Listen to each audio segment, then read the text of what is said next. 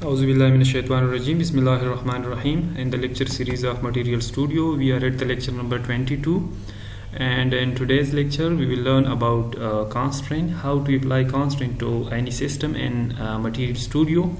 So in Material Studio, constraint during a simulation refer to limitations placed on specific atoms or a group of atoms within a model, preventing them from moving freely and essentially fixing their position or bond lengths, allowing us to control the system behavior during a simulation, which often used to mimic real-world condition where a certain part of a material are fixed or restricted in movement.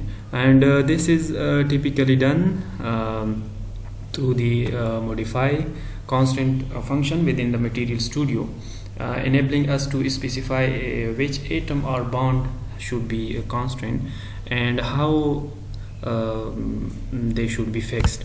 And the purpose of a constraint is to restrict the movement of specific atom in simulation, allowing for focused study on particular aspect of system. So let's moving ahead towards the practical step of how to apply constraint to any system. Let's say, for example, for this I take titanium dioxide in a test phase of titanium dioxide, and I make 2 cross 2 cross 1 repetitions of unit cell. So if we see in the top menu bar, we have option of modify, and then we have a constraint option.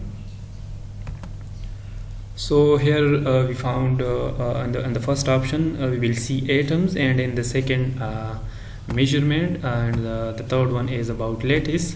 So here we have option of fixed Cartesian position and fixed fractional positions, and in measurement we have option of fixed distance, fixed angle.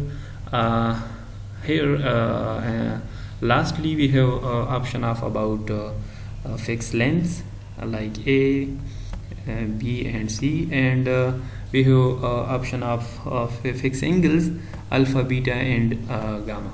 So this is how you apply constraint to any system. With this, thank you very much. If anyone have any question regarding this, please feel free to comment.